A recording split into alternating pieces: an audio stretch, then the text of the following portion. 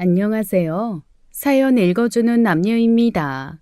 오늘도 와주셔서 감사드리며 그럼 오늘의 사연 바로 시작하겠습니다.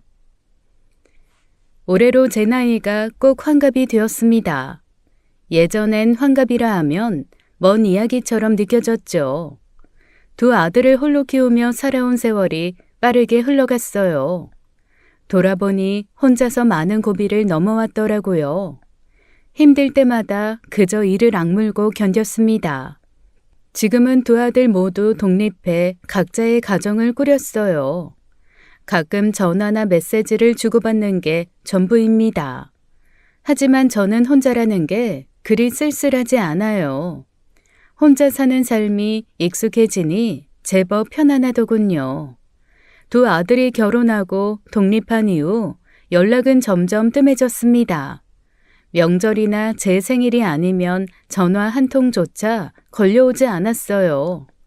어쩌다 전화가 와도 형식적으로 인사만 나눌 뿐이었죠. 그래도 자식들의 사정이라며 이해하려고 노력했습니다. 젊은 애들이 먹고 사는데 얼마나 바쁘겠어요. 무엇보다 저 또한 바쁜 생활에 익숙해졌으니까요. 며느리들과의 관계는 서먹했습니다. 명절이 되어 찾아오더라도 서둘러 돌아가기 바빴어요. 며느리들 얼굴에선 늘 불편함이 느껴졌죠. 여보, 우리 집엔 언제 가? 어머님 댁 너무 오래 있는 거 아니야? 금방 가면 엄마가 서운해하실 텐데. 어머니는 우리가 일찍 가는 게 편하실걸? 이럴 때만 효자 코스프레야. 아이, 그래도 어머님이 1년 내내 우리 기다리셨는데 조금만 더 있다가. 우리 친정부모님은 나 안 기다려? 그래, 우리 엄마 아빠도 나 기다리고 계시는데 얼른 정리하고 가자. 아유, 알았어. 적당히 있다가 빠지자. 그래, 뭐 대충 눈치 봐서 얼른 정리할 테니까 아이, 너무 티내지 말고 있어. 점점 혼자 있는 시간이 많아졌습니다. 외로움은 어쩔 수 없었지만 그 감정을 내색하지 않았어요. 스스로가 약해지는 걸 받아들이기 싫었거든요. 제가 먼저 자식들을 찾아갈 때도 있었지만 그것조차 점차 줄어들었어요. 제게 익숙해진 건 고요한 집안 공기뿐이었죠. 그 무렵 갑자기 몸이 안 좋아졌어요. 처음엔 별일 아니라고 생각했지만 결국 병원에 입원하게 되었죠. 혼자 병원 침대에 누워있으니 생각이 복잡했어요. 자식들에게 연락을 해야 할지 말아야 할지 고민이 깊어졌죠. 잠시 망설였지만 결국 소식을 전했습니다. 자기 엄마가 아픈 건 아들들도 알아야 하잖아요. 얘들아, 엄마가 지금 병원인데 몸이 좀 안 좋아서 입원을 했어. 엄마, 많이 심각한 거 아니지? 아이, 회사 일이 너무 밀려서 이번 주엔 못 가볼 것 같은데 괜찮지? 나도 오늘은 어렵고 내일도 약속이 있어서. 아이, 엄마, 별일 아니지? 그래, 다들 바쁘면 어쩔 수 없지. 알겠어, 신경 쓰지 마. 다행이네. 엄마, 일단 쉬고 있어. 다음에 시간 날 때 들릴게. 며칠 뒤에 여유 생기면 가볼게요. 그래, 알겠다. 일 봐. 그날 병실 창밖은 유독 어두웠습니다. 저는 그저 천장만 바라보며 오랜 시간을 보냈어요. 마음속 깊은 곳에서 외로움이 서서히 차올랐습니다. 누군가 곁에 있어주기를 바라기도 했죠. 하지만 끝내 혼자였어요. 그 이후로는 자식들에게 더 이상 아무 기대도 하지 않기로 했죠. 저는 충분히 혼자서도 잘 지낼 수 있다고 스스로에게 다짐했어요. 조용한 일상으로 돌아가 매일을 살았죠. 외로움에 익숙해지면서 점점 단단해집니다. 남에게 기대지 않고 씩씩하게 살아가는 법을 배우게 되었죠. 하지만 그렇게 지내던 어느 날 제 삶에 예상치 못한 변화가 찾아왔어요. 어느 날 동창아들의 결혼식장에 초대를 받았습니다. 품앗이 정도로 생각하며 별 생각 없이 참석했던 자리였어요. 그런데 뜻밖의 인물을 만나게 되었죠. 수십 년 전 제 첫사랑이었던 민호였습니다. 오랜 시간이 지났는데도 한눈에 알아볼 수 있었죠. 민호는 예전보다 조금 야위었지만 여전히 온화한 눈빛이었어요. 미국으로 이민 간 지 오래된 줄 알았는데 몇 년 전에 다시 한국으로 돌아왔다는 이야기를 들었습니다. 미수가, 이게 얼마만이야? 정말 오랜만이네. 잘 지냈지? 이 세월이 참. 그러게, 이렇게 만날 줄은 정말 몰랐다. 민호 씨는 어떻게 지냈어? 아내분은? 아내는 오래전에 먼저 갔어. 아, 미안해. 미안하긴. 미숙이는 나도 오래전에 사별을 해서. 그랬구나. 한국에는 어떻게? 그냥 나이가 드니까 미국 생활이 너무 쓸쓸하더라고. 그래서 한국으로 완전히 돌아왔어. 그런데 혼자 지내는 게 생각보다 쉽지 않네. 그렇지. 혼자 지낸 지 오래라 익숙해질 법도 한데 가끔 문득 공허할 때가 있더라고. 맞아. 가끔은 텅 빈 집에 들어갈 때마다 가슴이 좀 저리지. 뭐 그래도 다들 그렇게 살아가나 보다 하며 그냥 지내고 있어. 그러게. 다들 그렇게 사는 거겠지. 우리 둘 다 배우자 없이 오랜 시간을 보냈다는 사실이 묘하게 마음에 남았습니다. 민호의 자녀들은 모두 미국에서 살고 있다고 했죠. 자식들과는 명절 때나 겨우 연락을 주고받는 정도라고 했어요. 그 말을 듣는 순간 딱 내 모습이구나 싶으며 깊은 동질감을 느꼈습니다. 서로 외로움에 익숙한 사람들이었죠. 그날 이후 민호와 저는 자주 만나게 되었습니다. 특별히 이유가 있었던 것은 아니에요. 그저 서로의 빈자리를 채워주듯 함께 밥을 먹고 산책을 했죠. 민호와 걷다 보면 세상이 조금은 다르게 보였어요. 혼자일 때 느끼지 못했던 온기가 마음에 천천히 스며들었죠. 이렇게 너랑 같이 있으니까 오랜만에 진짜 행복하다. 솔직히 다시 이런 감정 느낄 수 있을 거라곤 생각 못 했거든. 나도 그래. 혼자 너무 오래 살아서 누군가 옆에 있는 게 낯설 줄 알았는데 네가 옆에 있으니까 그냥 좋네. 그런 말 해주니까 좋다. 네 덕분에 나도 좀 살아있는 것 같아. 그런 말 해주니까 나도 좋다. 저는 잊고 살던 감정을 다시 느끼게 되었습니다. 가슴 속에서 잠자고 있던 설렘이 조금씩 깨어나는 기분이었어요. 그리고 그런 감정이 참 낯설면서도 좋았죠. 혼자서 살아가는 게 당연해졌던 제 일상에 민호는 뜻밖의 위로였습니다. 하지만 행복한 만큼 걱정스러운 마음도 동시에 피어났어요. 이런 감정이 과연 저에게 어울리는지 확신이 없었거든요. 민호는 제 10대 시절의 첫사랑이었습니다. 그땐 뭐가 그리 좋았는지 세상이 온통 환하게 빛나 보였죠. 하지만 그 빛은 오래가지 못했어요. 민호는 부모님을 따라 미국으로 떠났고 우리의 인연도 그렇게 끝이 났죠. 그때 저는 모든 게 무너진 듯 아팠습니다. 하지만 시간이 흐르며 그 기억도 희미해졌어요. 이후 저는 20대 중반이 되어 중매로 남편을 만나게 되었습니다. 불같은 사랑은 아니었지만 나름 행복했어요. 남편도 성실하고 착했고요. 두 아들이 태어나면서 제 삶에도 기쁨이 가득했죠. 하지만 결혼한 지 10년 만에 남편은 세상을 떠났습니다. 예상치 못한 이별이었기에 슬퍼할 겨를도 없었죠. 저는 혼자 남겨진 어린 아들들을 키워야 했으니까요. 어린 것 둘을 네가 혼자 어떻게 키우려고 그래. 이 엄마는 네 걱정에 밤잠을 다 설친다. 기회되면 재혼해.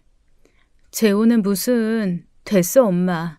걱정 마. 내가 어떻게든 잘 키워낼 거야. 아이고, 차라리 내가 데려가 키우든가 해야지. 너 혼자 어떻게 그 어린 것들을. 김서방은 대체 뭐가 그리 바빠서 그렇게 먼저 가버려. 아이고. 엄마가 이렇게 울면 나 더 힘들어져. 나 진짜 괜찮아. 애들 잘 키워서 꼭 엄마한테 자랑스러운 딸이 될게. 이 엄마는 손주들 안 보여. 불쌍한 내 딸만 보이지. 알아, 엄마. 나 꼭 이겨낼 거야. 그러니까 걱정 마. 그날부터 오직 아이들만 바라보고 살아왔습니다. 저 자신을 돌볼 여유는 없었죠.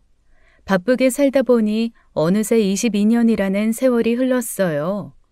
그런 제 인생에 다시 민호가 나타날 줄은 꿈에도 몰랐죠. 민호를 만날수록 곁에 있으면 오랜 외로움이 거짓말처럼 사라졌습니다.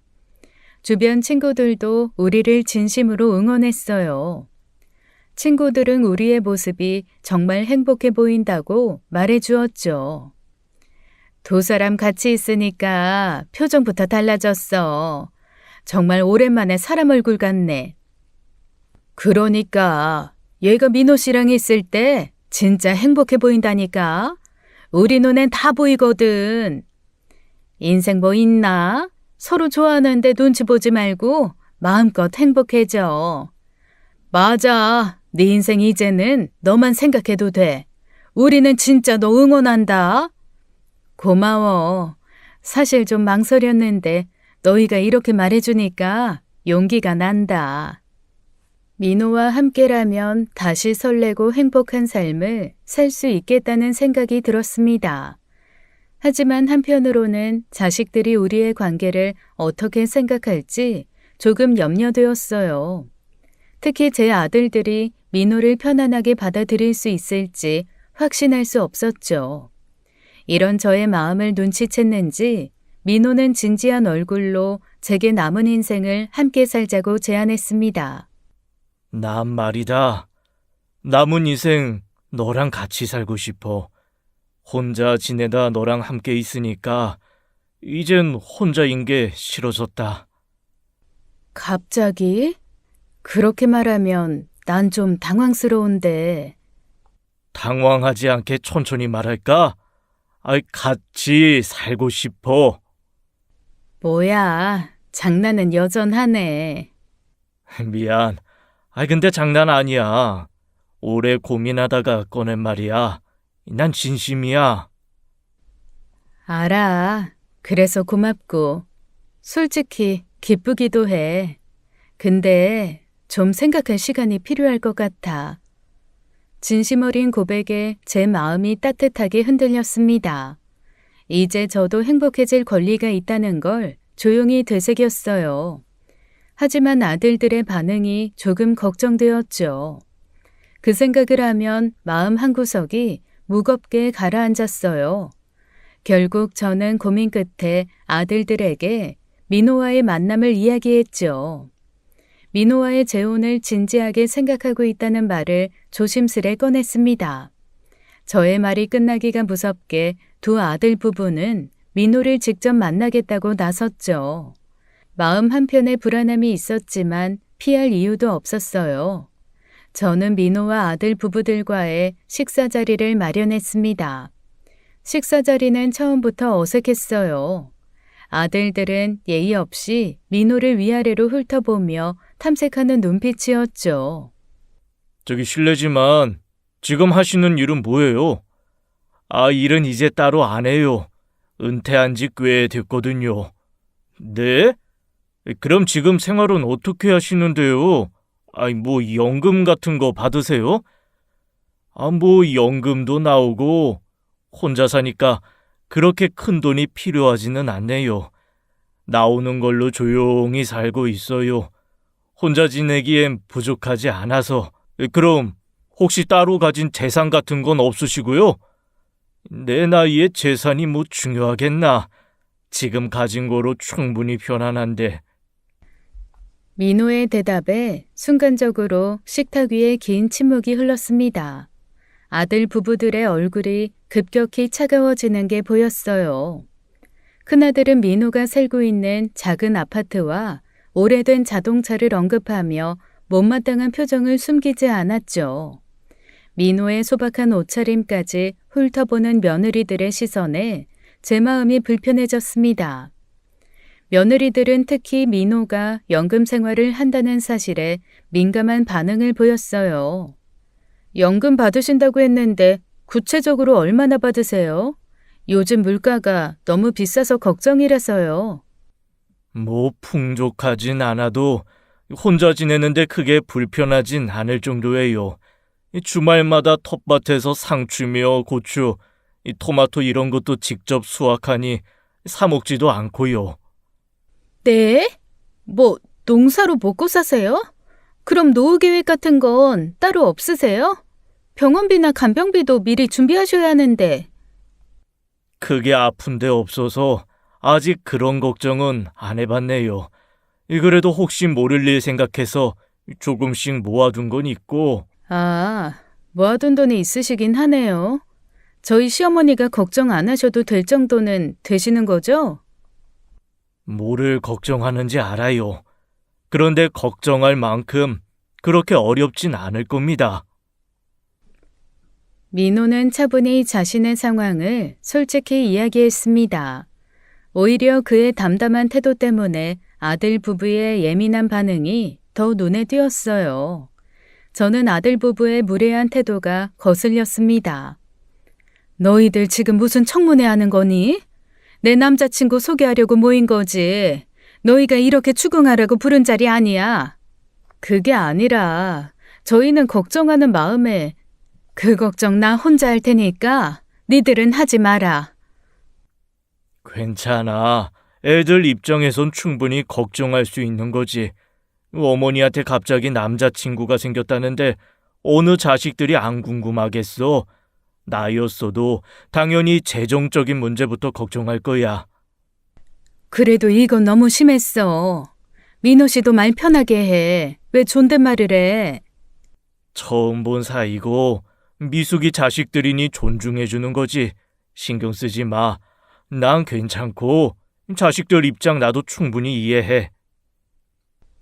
식사가 끝날 때까지 아들들은 계속 어색한 표정으로 서로 눈치를 보았습니다. 저는 그날 밤 오랫동안 잠을 이루지 못했어요. 행복을 꿈꾸던 미래에 어두운 그림자가 드리워진 느낌이었죠. 민호는 저에게 아무 말도 하지 않았지만 그 또한 상처를 받았을 것 같았습니다. 무엇보다 제가 아들들을 너무 쉽게 생각했던 것 같아 후회스러웠어요. 그저 축하를 해줄 거라 생각한 제가 어리석었죠. 그런데 문제는 거기에서 끝나지 않았습니다. 민호를 아들들에게 소개해준 이후부터 두 아들은 제게 연락을 자주 하기 시작했어요. 처음엔 단순히 안부를 묻는 듯 했지만 곧 본심이 드러났죠. 아들들은 대화 중간마다 은근슬쩍 재산에 관한 것을 물어보았어요. 민호 씨가 아닌 제 재산이나 노후 자금에 대해서요. 처음엔 우연이라고 생각했지만 자주 반복되니 불쾌해지기 시작했죠. 특히 작은 아들은 더 집요하게 연락을 해왔어요. 엄마, 솔직히 말해서 다 늙어서 돈도 없는 사람하고 재혼하면 엄마만 손해야. 엄마 인생까지 망가진다고.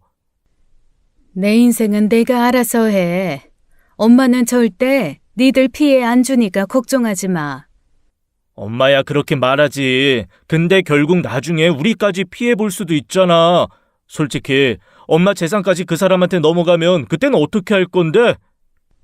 지금 그게 결국 엄마 걱정이 아니라 엄마 돈 걱정하는 거였어?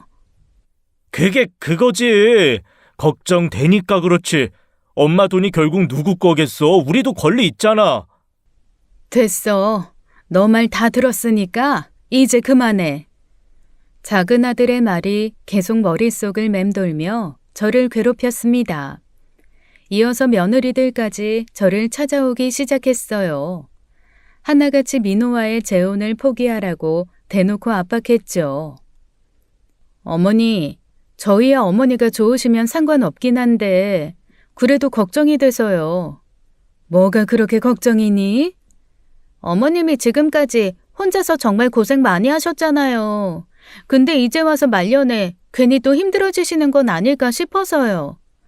나 힘들다고 언제 니들이 도왔니? 그건 내가 알아서 할 테니까 걱정하지 않아도 돼. 어머니, 그렇게만 생각하실 일이 아니라서 그래요. 만약 재혼하고 나면 어머니도 생활비 쓰셔야 하고 나중에 저희 애들 학비 같은 것도 지원해 주셔야 하는데 돈 없으면 아니, 그게 아니라 결국 너희들이 진짜 걱정하는 건 니들한테 돌아올 돈에 대한 걱정이었니? 그래요. 솔직히 그 부분도 생각 안 할 순 없잖아요. 어머니가 그분이랑 괜히 재혼하셨다가 돈 문제 생기면 그거 누가 뒷감당해요? 알겠으니까 그만해라. 니들한테 감당 안 시킬 테니. 결국 반대의 가장 큰 이유는 돈이었어요.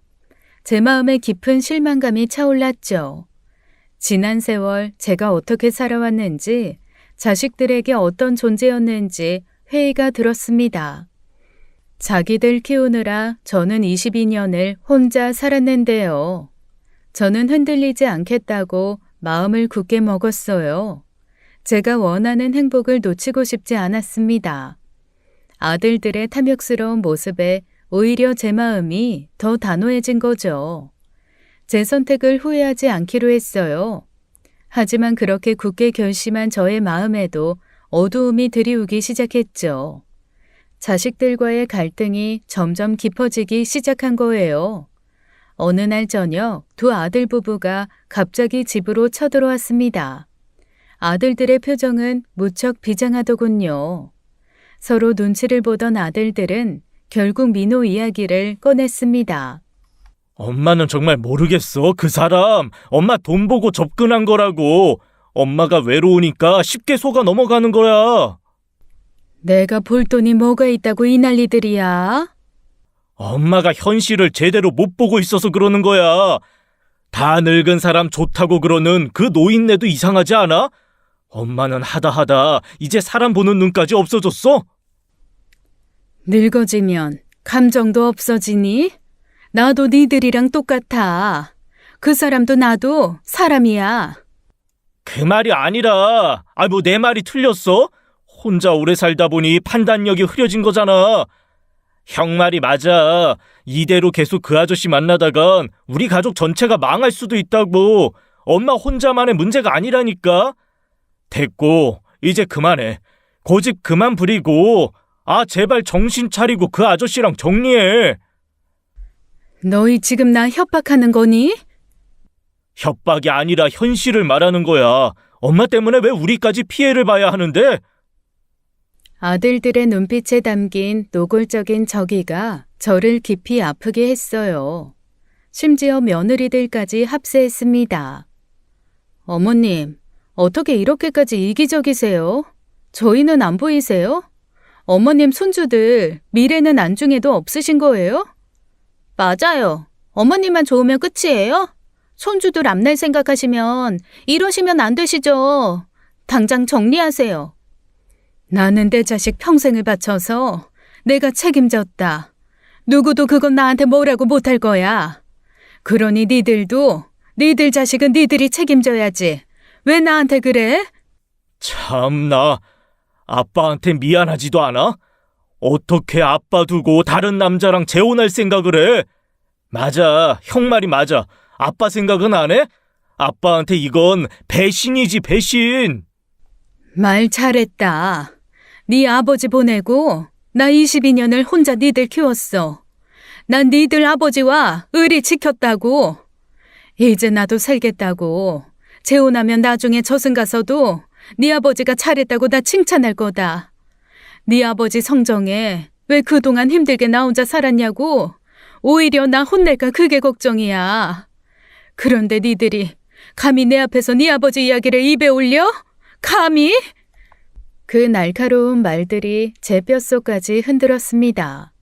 그 순간 저는 아들 부부들의 민낯을 명확히 보게 되었죠. 그들이 진심으로 걱정하고 있는 것은 제가 아니라 제 돈이라는 사실을 알게 되었습니다. 그 얼마 되지도 않는 한 줌 같은 돈이 자식들에게는 저보다 더 소중한 듯 했어요. 깊은 배신감과 실망감에 아무 말도 할 수 없었습니다. 그저 떨리는 손을 꼭 쥐고 있었죠. 아들 부부가 떠난 후에도 마음이 쉽게 진정되지 않았습니다. 저는 다시 혼자 남겨진 거실에서 밤새도록 눈을 감지 못했어요.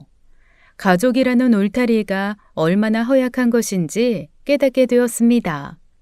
저의 행복을 응원해 줄 거라고 믿었던 자식들의 이기적인 모습을 마주한 날이었죠. 그럼에도 제가 민호와의 관계를 끝내지 않자 두 아들은 결국 막장짓을 하기에 이르렀어요. 흥신소를 통해 민호의 재정 상황을 조사한 것이었죠. 그리고는 그 결과를 가지고 저를 찾아왔어요. 저는 아들들의 행동에 깊은 모멸감과 분노를 느꼈습니다.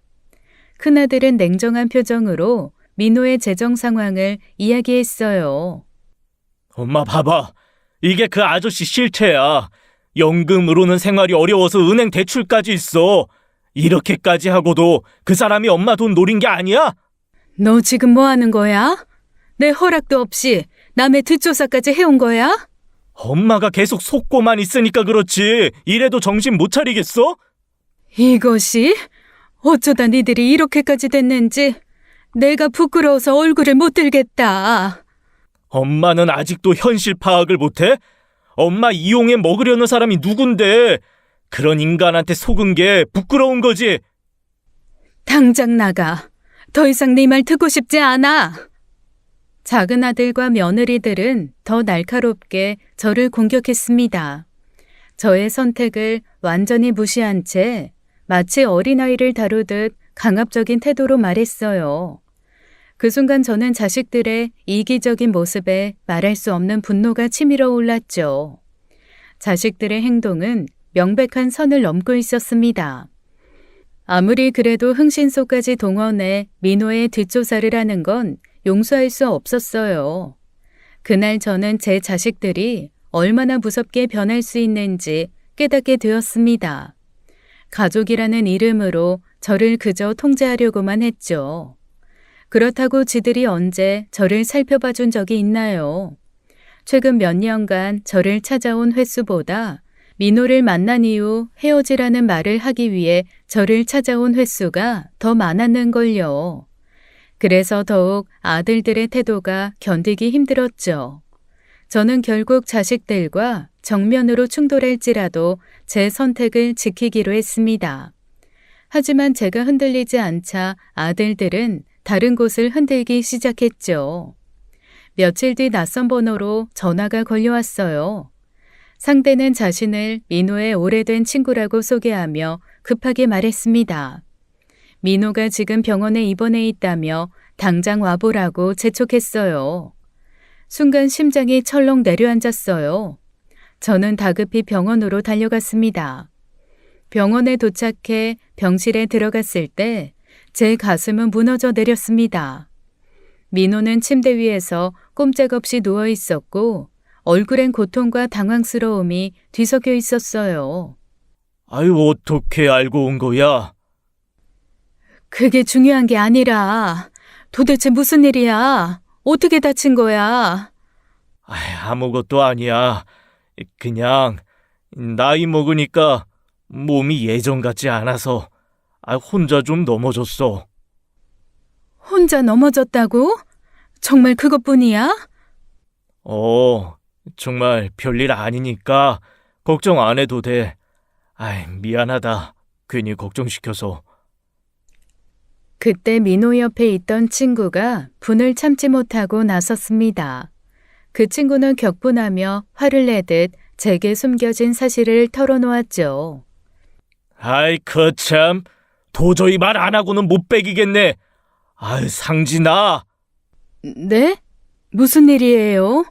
민호 씨한테 대체 무슨 일이 있었던 거예요? 사실은 미숙 씨 아들들이 민호한테 찾아와서 당장 헤어지라고 협박했어요. 미숙 씨 돈 노리고 접근한 거 다 안다면서 말이죠. 거기다 당장 헤어지지 않으면 가만 안 두겠다고까지 했다고요. 야, 오상진이!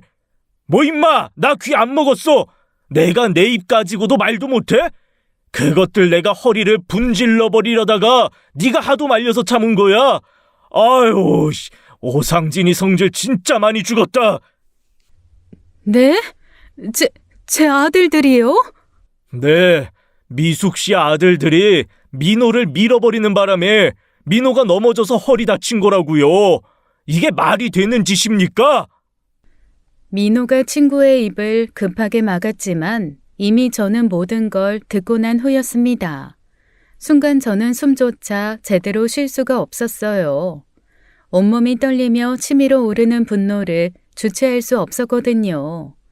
저는 즉시 그 자리에서 아들들에게 전화를 걸어 병원으로 오라고 다그쳤습니다. 병실에 도착한 아들들을 보자 저는 참았던 화를 터뜨렸어요. 너희들이 지금 사람이야? 어떻게 인간으로서 그런 끔찍한 짓을 할 수가 있어? 당장 이분한테 무릎 꿇고 사과해. 엄마, 우린 정말 엄마 생각해서 그런 거야. 엄마가 걱정돼서. 맞아, 엄마가 속고 있으니까 어쩔 수 없이 그런 거라고. 말 같지도 않은 소리 하지 마. 이게 정말 엄마를 생각하는 행동이니? 당장 무릎 꿇고 사과해. 아이씨, 우린 진짜 엄마 위해서. 그만해. 너희 입에서 나오는 핑계 듣기도 싫어. 당장 사과하라고. 하지만 아들들은 억지로 형식적인 사과만 대충 건넸습니다. 그리고 서둘러 병실을 떠났죠. 저는 그런 아들들의 모습을 보며 가슴속에 깊은 절망이 차올랐습니다. 가장 믿었던 자식들에게 배신당한 기분이었죠. 민호는 오히려 저를 위로했지만 저는 아들들에 대한 화가 가시지 않았습니다. 그 사건 이후 2달 정도 아들들을 보지 않았어요. 그런데 어느 날 큰아들이 급히 집으로 찾아왔습니다. 얼굴은 창백했고 목소리는 다급했죠. 큰아들은 떨리는 목소리로 자신이 운영하는 카페에 큰 문제가 생겼다고 말을 꺼냈습니다. 아들의 말에 따르면 카페가 위치한 건물의 원래 주인이 부도로 인해 법원 경매로 넘어갔다고 하더군요. 며칠 전 경매가 완료되었고 새 건물주가 나타난 상태였죠. 새 주인은 건물을 통째로 리모델링할 계획이라며 기존 세입자들에게 전부 재계약 불가를 통보했대요. 큰아들의 카페도 계약 만료가 임박해 더 이상 영업을 계속하기 어려웠죠. 큰 문제는 아들이 카페를 확장하면서 이미 많은 빚과 투자 비용을 지출한 상태였다는 것이었습니다. 당장 카페를 이전할 돈이 없어 발만 동동 구르고 있었어요. 엄마, 진짜 급해서 그래. 이번에 카페 옮기려면 당장 돈이 필요한데, 엄마가 좀 빌려주면 안 돼? 내가 지금 너한테 돈 빌려줄 상황으로 보여? 엄마 제발. 이번 한 번만 도와줘. 이러다 진짜 망해. 엄마밖에 도와줄 사람 없어. 너 그동안 한 짓 생각 안 하니? 난 너한테 돈 빌려줄 마음 없어. 엄마 왜 그래? 나 엄마 아들이야. 정말 딱 한 번이야. 이 일만 해결되면 다시는 부탁 안 할게. 그만해. 빌려줄 돈도 없어. 아들은 간절한 눈빛으로 매달렸지만 저는 냉정하게 거절했어요. 제가 아들 전용 은행인가요? 저 필요할 때만 다급하게 저를 찾는 큰아들이 참 괘씸하더군요. 아들은 제 단호한 거절에 충격을 받은 듯 비틀거리며 집을 나갔습니다. 하지만 저도 엄마인지라 아들이 그렇게 나간 뒤 마음이 편하진 않았죠. 지금까지의 일들을 생각하며 이것이 옳다고 스스로를 다독였어요. 그런데 며칠 후 큰아들이 다시 찾아왔습니다. 이번엔 큰며느리까지 동행한 채였어요. 엄마, 우리 완전히 망하게 생겼어. 그렇게 되면 엄마가 아끼던 손자들 학교도 제대로 못 다닐 텐데 엄마 정말 그걸 보고만 있을 거야? 저번에 말했잖니. 나도 돈이 없다고. 어머님, 지금 손주들 앞날이 걸린 문제예요. 현금 없으시면 집이라도 팔아서 도와주시면 안 돼요? 어머님도 손자들 불쌍하지 않으세요? 지금 너희들 자식 내세워서 나 협박하는 거니? 협박이 아니라. 잠깐. 엄마 혹시 그 아저씨가 뒤에서 조종하는 거 아니야? 그 사람이 나한테 돈 빌려주지 말라고 그랬지. 맞지? 엄마 지금 그 사람 말 듣고 이러는 거지? 뭐? 이 한심한 놈아. 내가 거절하는 거야, 내가. 어머님, 왜 그렇게까지 말씀하세요? 저희가 얼마나 절박하면 이러겠어요. 절박하면 아무 말이나 해도 돼? 자식 앞세워 지 엄마 협박하고 무시하고. 뭐? 뒤에서 조종을 당해? 당장 나가. 더는 너희 얼굴 보고 싶지 않으니까 나가라. 참 어이가 없더군요. 저는 그런 자식들의 태도에 더욱 큰 실망을 느꼈습니다. 아들 부부가 화를 내다가 떠나고 난 뒤 집안의 고요함이 무겁게 내려앉았죠. 저는 참 가슴이 아팠습니다. 그리고 며칠 후 큰며느리에게서 다급한 연락이 왔어요. 카페에 난리가 났다며 당장 와달라고 울면서 부탁을 하더군요. 마음 한구석이 무거워졌습니다. 큰아들 부부와 싸웠던 며칠 전의 제 모습이 떠올랐어요. 잠시 고민했지만 결국 카페로 향했습니다. 가게에 도착했을 땐 이미 상황이 심각했어요. 큰아들 부부는 건물주의 변호사와 마주 앉은 채 안절부절 못하고 있었죠. 변호사는 냉정한 목소리로 재계약 불가와 계약 만료 전까지 퇴거하라는 서류를 내밀었습니다.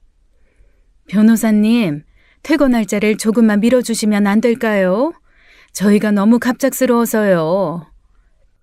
죄송하지만 법원 경매로 소유권이 이전된 경우 상가건물 임대차 보호법 제10조에 따라 새 소유자는 기존 임차인의 계약 갱신 요구를 거절할 권리가 있습니다. 이미 법적으로 확정된 사안이라 퇴거 날짜를 연장하거나 재계약을 진행하는 거 불가능합니다. 그래도 한 번만 더 생각해 주시면 안 될까요? 법적으로 정해진 절차를 따를 수밖에 없어 더 이상 도움을 드릴 수 없습니다. 기한 내에 자진 퇴거하지 않으시면 민사집행법에 따라 강제 집행 대상이 될 수 있음을 미리 알려드립니다. 변호사는 건조한 말투로 자기 할 말만 남기고 자리를 떴습니다. 큰아들 부부는 망연자실 그 자리에 주저앉았죠. 어느 부모가 그 모습을 보고 냉정함을 유지할 수 있나요? 저도 그 모습을 보며 마음 한편이 아려왔죠. 아들이 스스로 자초한 일이라지만 그 순간만큼은 안쓰러웠습니다. 저는 결국 아무 말도 하지 못한 채 가게를 나왔어요. 돌아오는 길 내내 마음속엔 갈등이 소용돌이쳤어요. 자식이라서 무조건 도와주는 것이 옳은지 아닌지 고민했죠. 집을 부동산에 내놓아야 할지, 집을 팔고 나면 당장 나는 어떻게 살아야 하나, 아니면 큰아들의 어려움을 그냥 외면할까 정말 고민이 많았습니다. 그렇게 큰 스트레스를 받으며 잠도 못 자고 고민을 하다 보니 결국 퇴거 날짜가 다가왔어요. 퇴거일이 다가오자 큰아들 부부는 절망 속에서 카페 짐을 정리하기 시작했죠. 저는 차마 그 모습을 보지 못해 멀리서 지켜보고만 있었어요. 그때 예상치 못한 인물이 가게로 나타났습니다. 바로 민호였어요. 민호가 가게에 들어서는 순간 분위기는 싸늘해졌죠. 저도 무슨 큰일이 날까봐 급하게 아들 카페로 달려갔습니다. 큰아들은 민호를 먼저 발견하고 차갑게 반응했어요. 여긴 또 무슨 일로 오셨어요? 난 망하는 꼴 구경하러 오셨나? 이제 만족하셨어요? 뭘 봐요? 구경 다 했으면 가라고요. 뒤늦게 도착한 제가 아들을 만류했죠. 그런데 민호가 아들의 무례함을 무시하고 조용히 가방에서 서류를 꺼내 큰아들에게 주더군요. 지금 뭐 하자는 건데요? 이게 뭔데요? 큰아들은 민호가 건넨 서류를 펼쳐보았습니다. 그리고 그 순간 큰아들의 눈이 크게 휘둥그레졌죠. 서류는 놀랍게도 카페의 재계약에 관한 내용이었습니다. 큰아들은 저와 민호를 바라보며 혼란스러워했어요. 그때 민호가 조용한 목소리로 상황을 설명했죠. 새 건물주랑 이야기 끝냈다.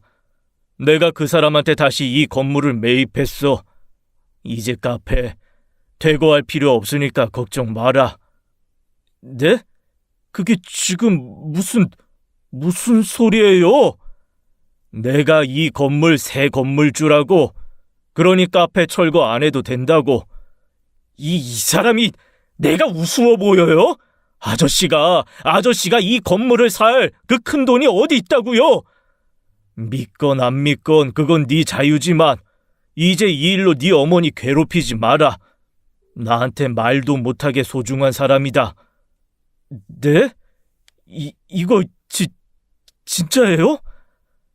준서야, 그건 중요한 게 아니다. 네 어머니가 미숙 씨가 네 문제 때문에 매일 밤 잠도 못 자고 괴로워하시는 걸 나는 더는 볼 수가 없어서 그랬다. 착각하지 마라. 너 위해서가 아니라 오직 네 어머니 위해 한 일이니까. 큰아들은 민호의 말에 얼굴이 벌겋게 달아오른 채 아무 말도 하지 못했습니다. 저 또한 민호의 행동에 놀라 말문이 막혔죠. 큰아들은 그제야 민호에게 무릎을 꿇었어요. 정말 감사합니다, 어르신. 이 은혜 절대 잊지 않겠습니다. 감사합니다. 감사합니다. 나한테 고마워할 거 없다. 너는 제발 네 어머니 살아계실 때나 잘해드려라. 나한테 말고 네 어머니한테 감사하면서 살라고. 그게 진짜 감사하는 거야. 제가 정말 잘못했습니다. 그동안 버릇 없이 굴었던 거 진심으로 죄송합니다. 죄송합니다. 감사합니다. 너무나 큰 사건 뒤라 저는 정신이 없었어요. 집까지 데려다 준다는 민호의 말에 어안이 벙벙해 차에 탔죠.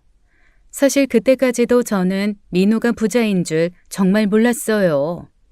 나중에 알고 보니 큰아들이 흥신소를 통해 뒷조사를 한 빚도 그저 자산가들이 흔히 하는 주식담보대출이었을 뿐이었죠. 돈이 필요해서 대출을 받는 게 아닌 그저 절세를 위한 대출이요. 돈이 없던 아들이 저렴하게 흥신소를 써서 흥신소에서도 대충 조사를 해서 알려준 것이었어요. 저는 돌아가는 민호의 차 안에서 조심스럽게 물었습니다. 민호야, 내 아들을 왜 도와준 거야? 그냥 나한테 어려운 일도 아니었고 돈으로 해결할 수 있는 게 제일 쉬운 방법이었으니까. 근데 솔직히 네가 자식 문제로 힘들어하는 걸 보는 게 나한테는 훨씬 더 어렵더라고. 그래도 네가 이렇게까지 나설 필요는 없었는데. 내가 주제 넘게 참견한 거라면 미안해. 근데 난 그냥 네가 힘들어하는 모습을 더 이상 보고 싶지 않았어. 민호의 진심 어린 말을 듣고 저는 깊은 감동과 함께 미안함을 느꼈습니다. 그는 언제나 제가 아파하는 모습을 보는 게 가장 힘들었다고 말했어요. 생각해보면 10대 때 첫 연애 때도 민호는 그랬습니다. 제가 아픈 걸 못 견뎌 했었죠. 이번 일을 계기로 네 자식들이 더 이상 너 힘들게 하지 않았으면 좋겠어서 그런 거야. 그거면 충분해. 고마워. 그리고 정말 미안해. 너한테 짐 만드는 것 같아서. 짐이라니. 그런 소리 하지 마. 난 그저 네가 행복했으면 좋겠어. 진심이야. 알아, 네 마음. 나한테 잘 전해졌어. 그날 민호의 진심을 느끼며 저는 고마운 마음에 눈물이 나더군요. 하지만 한편으로 민호의 이 재력에 대한 부담감이 느껴지기 시작했어요. 제가 민호의 돈을 불편해한 건 아닙니다. 돈이 없었어도 여전히 민호를 좋아했겠죠. 하지만 제 마음속 불안은 바로 아들들이었어요. 제 아들들 인성을 제가 누구보다 잘 아니 불안해진 거였죠. 그리고 그 문제는 얼마 지나지 않아 드러나기 시작했습니다. 민호의 재력이 표면적으로 드러난 후 얼마 지나지 않아 두 아들 부부가 동시에 저를 찾아왔습니다. 이번엔 표정부터 달랐어요. 그것들 얼굴에는 억지로 지은 어색한 미소가 걸려 있었죠. 저는 그 모습을 보자마자 속마음을 알아챘어요. 그래서 일단 이야기나 들어보기로 했죠. 큰아들은 민호에게 저지른 행동이 경솔했다며 말을 꺼냈습니다. 작은아들 부부는 더 노골적이었어요. 그들은 민호의 뛰어난 인품과 배려심을 칭찬하며 갑자기 민호와의 재혼을 적극적으로 지지하기 시작했습니다. 불과 얼마 전까지만 해도 민호를 비난하던 아들 부부였는데 말이죠.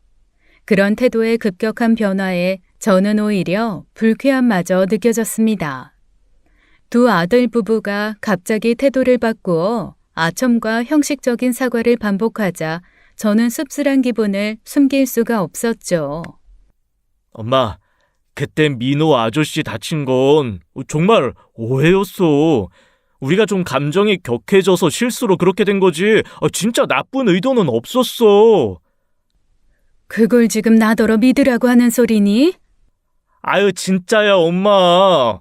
우리가 그때는 상황이 너무 급해서 그렇게 된 거지. 절대 고의가 아니었어. 됐어. 그만해. 더 두고 싶지 않아. 엄마, 왜 그래? 우리도 얼마나 후회하는데.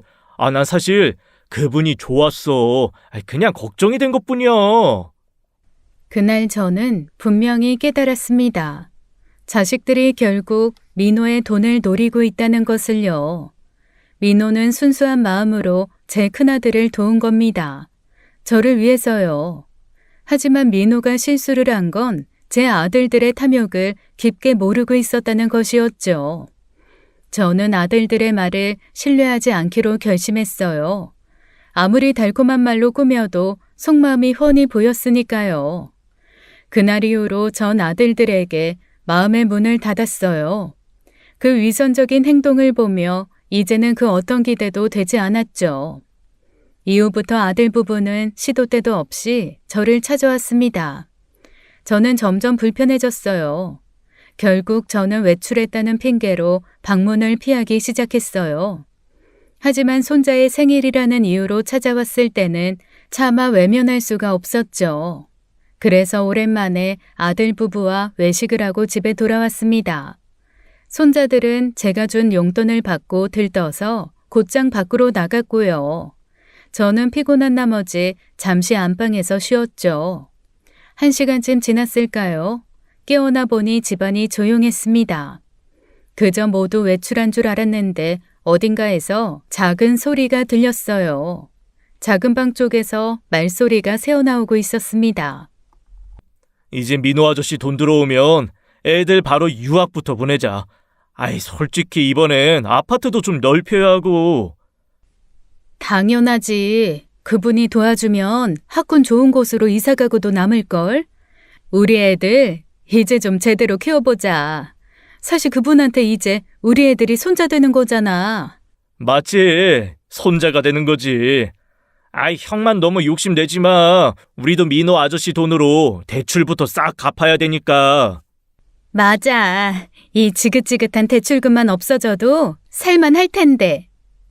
진짜 빨리 재혼하시면 좋겠다. 부자 시아버지라니. 나 요즘 상상만 해도 행복해진다. 세상에 건물주 시아버지라니. 그래. 서로 급한 것부터 해결하고 천천히 나누면 되지 뭐. 돈이 어디 가냐? 이제 정말 고생 끝이다. 아들 부부들은 민호의 재산을 마치 이미 자신들의 것처럼 여기고 있었습니다. 더구나 아들 부부는 민호의 자식들이 미국에서 결혼을 반대하기 전에 빨리 재혼을 추진해야 한다고까지 말했어요. 저는 가슴이 턱 막히고 눈앞이 아득해졌죠. 그 참담하고 비통한 마음은 참 표현도 못하겠습니다. 문 앞에서 듣고 있던 저는 더는 참을 수 없었어요. 문을 열고 방 안으로 들어서자 아들 부부들의 얼굴이 하얗게 질렸죠. 너희들 지금 뭐 하는 거야? 벌써부터 돈 계산하고 있어? 어떻게 이렇게 뻔뻔할 수가 있어?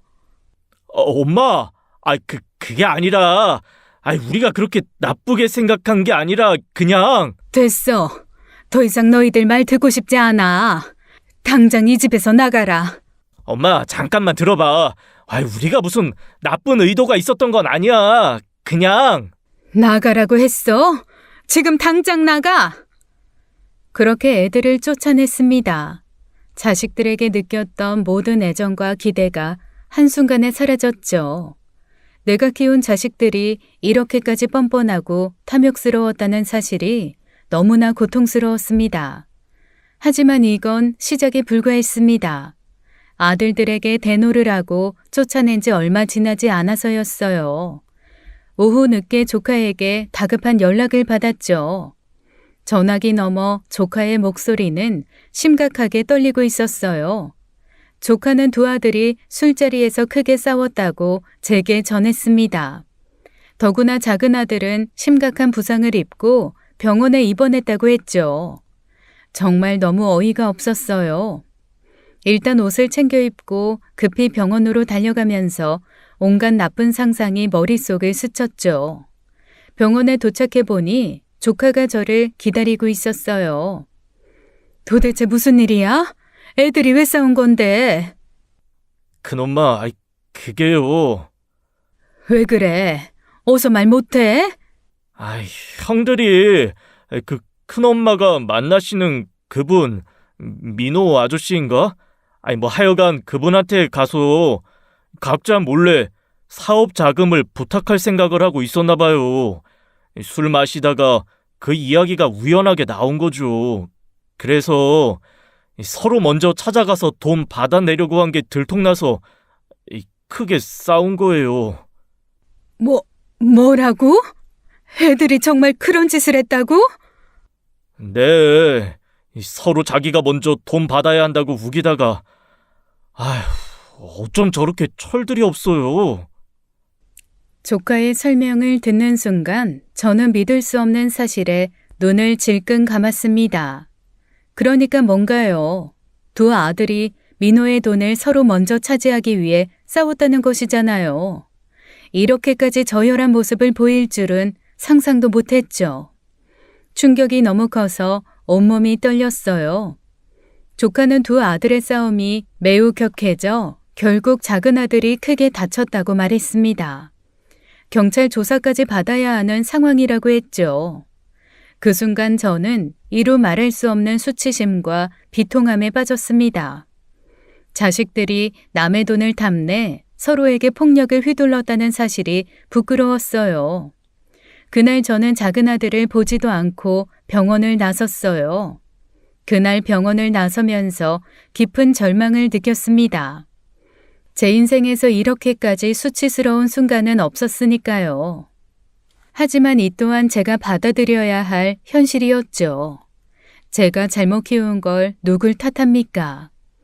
저는 이틀 뒤 작은 아들이 병원에서 퇴원한 날 두 아들에게 전화를 걸었습니다. 중요한 소식이 있으니 집으로 찾아오라고 말했죠. 제 목소리를 들은 아들들은 기대하는 눈치였어요. 무얼 기대하는지 말 안 해도 알겠더군요. 제 재혼 결정을 기대했겠죠. 얼마 지나지 않아 두 아들이 집으로 뛰어들어왔습니다. 아들들 얼굴엔 은근한 기대감이 드러나 있었죠. 저는 아무 말 없이 아들들을 바라봤어요. 공허하게요. 그리고 단호하게 말했죠. 이제 더는 너희들 욕심 채워줄 부자 새아빠는 없다. 엄마, 지금 무슨 소리야? 갑자기 그게 무슨 말이야? 엄마, 뭔데 그렇게 심각해? 민호 아저씨한테 무슨 일 생겼어? 헤어졌으니까 니들이 원하는 그 돈 이제 없으니까 기대하지 마. 뭐라고? 엄마, 그게 무슨 말이야? 갑자기 왜 헤어져? 안 돼, 엄마, 왜 헤어져? 아저씨한테 잘 좀 하지. 그럼 우리는 어떡하라고? 엄마가 잘못한 거야? 그런 거야? 내가 가서 그 아저씨 설득해 볼게. 민호 아저씨 엄마 좋아했잖아. 그러니까. 그만해라. 두 아들의 표정이 굳어졌습니다. 제 말을 듣자마자 아들들은 안색이 파랗게 질렸어요. 자신들의 탐욕이 모두 물거품이 되는 걸 깨달은 듯했죠. 엄마, 제발 민호 아저씨랑 다시 만나. 이렇게 갑자기 헤어지는 게 어딨어? 엄마, 다시 생각해봐. 민호 아저씨한테 전화라도 한 통 걸어봐, 어? 그만해. 이게 바로 너희들의 진짜 마음이지. 이제 확실히 알겠다. 그래도 내 새끼라고, 내 배 아파서 낳은 내 새끼라고 남들 다 보이는 거 안 보이는 척 했다만 이제 그만해라. 아들들이 민호와 헤어지면 안 된다며 저를 설득한 이유는 뻔했습니다. 그 가증스러움을 저는 견딜 수가 없었어요. 마음이 식어버린 저는 두 아들을 그대로 집에서 쫓아냈어요. 아들들이 떠난 후 집안은 쓸쓸하고 고요했습니다. 민호를 만나기 이전처럼요. 저는 그 자리에서 곧바로 민호에게 연락을 했어요.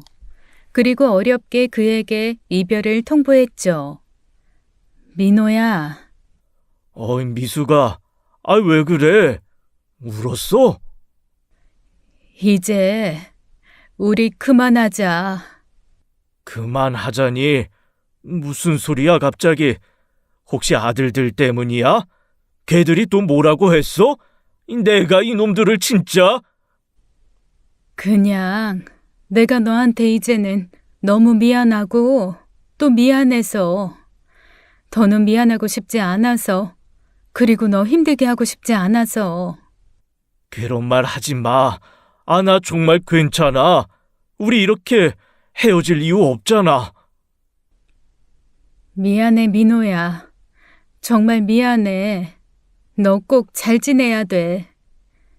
전화기 너머 민호의 목소리가 떨리고 있었지만 저는 끝까지 흔들리지 않았습니다. 전화를 끊고 나자 가슴이 찢어지는 듯 아팠죠. 하지만 이 선택은 민호를 위해서 필요했어요. 민호와 헤어진 이후 저는 다시 조용한 일상으로 돌아갔습니다. 홀로 보내는 시간은 다시 예전처럼 고요해졌죠. 아침에 일어나 창문을 열고 공기를 마시는 습관도 예전 그대로였어요. 하지만 문득 혼자 있는 집안이 더 넓고 씁쓸하게 느껴졌습니다. 가끔 민호와 함께했던 따뜻했던 순간들이 떠오르곤 했죠. 문화센터 수업에 다시 나가고 공원 산책을 하며 마음의 안정을 찾으려 애썼어요. 하지만 예전처럼 쉽게 마음이 안정되진 않았죠. 지인들은 더 이상 제 앞에서 민호 이야기를 하지 않았어요. 제 상한 얼굴을 보면 아무도 감히 이야기를 못 꺼내더군요. 자식들 또한 그 사건 이후 민호 이야기를 꺼내지 않았습니다. 아니, 절대 꺼내지 못했죠. 그 후 아들 부부들은 다시 원래의 모습으로 돌아갔습니다. 찾아오는 일도 거의 없었죠. 오히려 저에겐 편했어요. 저는 그렇게 다시 저만을 위한 삶을 살아갔죠. 민호와 헤어진 지 꼭 반년이 지난 어느 날 저는 갑자기 쓰러지고 말았습니다. 정신을 차리고 보니 병원이었고 의사는 저혈당 쇼크 때문이라고 했어요. 심한 스트레스와 그동안 제대로 챙기지 못한 영양 결핍 상태가 원인이었죠. 소식을 듣고 아들 며느리들이 병실로 찾아왔지만 저는 시끄럽고 피곤한 마음에 모두 돌려보냈어요. 그리고 입원 이틀째 되는 날이었어요. 조용히 누워있는데 누군가 병실 문을 두드렸어요. 저는 간호사겠거니 했는데 문을 열고 들어온 사람은 뜻밖에도 민호였습니다. 그를 보자마자 제 심장이 쿵 하고 떨어졌죠. 민호는 걱정스러운 표정으로 저에게 다가왔습니다. 잠시 어색한 침묵이 흐른 후 우리는 조심스럽게 말을 나누었죠. 그동안 잘 지냈어? 몸은 왜 이렇게 된 거야? 그냥 별거 아니야. 좀 무리했나 봐. 그래도 병원까지 올 정도면 심한 거잖아. 많이 아픈 건 아니지? 괜찮아. 그냥 좀 쉬면 될 거야. 넌 잘 지냈어? 나야 뭐, 늘 똑같지. 짧은 대화가 끝나고 저는 민호에게 이만 가보라고 했습니다. 민호를 볼 자신이 없었거든요. 하지만 민호는 멈칫거리다가 제 손을 붙잡으며 조심스럽게 입을 열었어요. 나 다 알고 있었어. 애들 문제 때문에 나 위해서 일부러 헤어지자고 한 거. 저는 민호의 말에 아무런 대답도 못하고 눈을 감았죠. 아이들은 이제 다 컸잖아. 걔들은 그냥 걔들 인생 살게 내버려 두고 우리는 우리만의 인생을 살자. 내가 너한테 너무 미안하고 부끄러워서 그래. 미안해서. 그런 생각하지 마. 미안할 게 뭐가 있어. 그냥 우리 행복만 생각하자, 응? 그게 말처럼 쉬운 게 아니라서.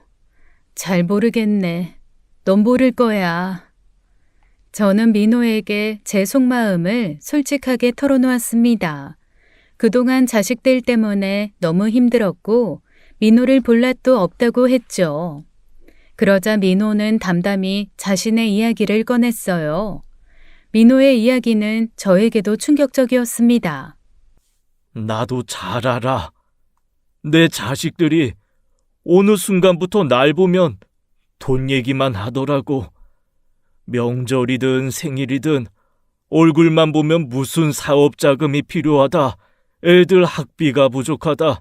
집을 옮겨야 한다. 참, 이유도 어찌나 많은지 돈 달라는 얘기밖에 안 하더라고. 그게 매번 반복되니까 어느 순간 내가 얘들한테는 정말 돈줄밖에 안 되는구나 싶어서 그런 현실이 너무 지치고 허무해서 결국 다 정리하고 한국으로 돌아온 거야. 저는 민호의 말을 들으며 가슴이 아려왔습니다. 저와 꼭 닮은 그 모습에 마음이 아팠죠. 오죽했으면 자식들 손주들을 뒤로하고 홀로 아무도 없는 한국을 왔을까요? 민호는 다시 한번 제 손을 꼭 잡고 저를 바라보았습니다. 그러니까 이제 우리 애들은 애들끼리 살라고 하고 이제 더는 자식들한테 휘둘리지 말자. 남은 인생 그저 우리 둘만의 행복 찾아서 살자. 인생 뭐 있어? 함께 하고 싶은 사람하고 어화둥둥 그렇게 하며 사는 거지. 너 설마 아픈 나 병수발까지 하려는 거야? 그거 쉽지 않을 텐데. 아이고, 병수발이 문제겠습니까? 뭐든 다 해줄 수 있습니다, 마님. 난 이제 너랑 뭐든 같이 하고 싶어. 좋은 일이든 힘든 일이든 전부 다 말이야. 저는 민호의 말을 듣고 마침내 울음을 터뜨렸습니다. 그리고 민호의 손을 힘주어 맞잡았죠. 다시 한번 그와 함께하기로 결심하면서요. 민호와 다시 만난 지 몇 달 뒤 저희는 조촐한 재혼식을 올렸습니다. 그날의 주인공은 오직 민호와 저 두 사람뿐이었죠. 저희는 오로지 서로의 행복만을 위해 소박하게 식을 준비했어요. 화려한 장식이나 성대한 예식보다는 작게 우리만의 진심만 담았죠. 결혼식 날 몇몇 가까운 지인들이 우리를 진심으로 축하해주기 위해 참석했습니다. 재혼을 하기 전에 저는 아들 부부를 불러 모아놓고 이야기를 했어요. 엄마는 이제 엄마의 새로운 인생을 찾아 떠난다고요. 그러니 너희도 엄마 신경 쓰지 말고 니들끼리 가던 길 씩씩하게 나아가라고요. 그 후로 저희는 매일 함께 산책하며 작은 텃밭을 가꾸는 소소한 일상을 살고 있습니다. 화려하지는 않아도 늘 온기와 행복이 넘쳤죠. 저희는 더 이상 자식들에게 어떠한 미련도 두지 않습니다. 오직 서로의 존재에 집중하며 매 순간 감사히 살아가기로 했어요. 그렇게 담담하고 따뜻한 노년의 삶이 시작되었죠. 여러분, 여러분의 인생을 사세요. 그리고 그 인생의 책임도 우리가 온전히 지면 됩니다. 나이 들어 우리가 자식들만 바라보거나 혹은 자식들이 우리들만 바라보는 삶을 살게 되면 나중에 우리가 미치거나 혹은 자식들이 미치거나 둘 중 하나예요. 그저 흘러가는 대로 각자의 인생을 살아가면 됩니다. 제 이야기 들어주셔서 감사합니다. 지금까지 사연 읽어주는 남녀였습니다. 끝까지 시청해주신 여러분 감사드리며 저희는 다음 사연으로 돌아올게요. 감사합니다.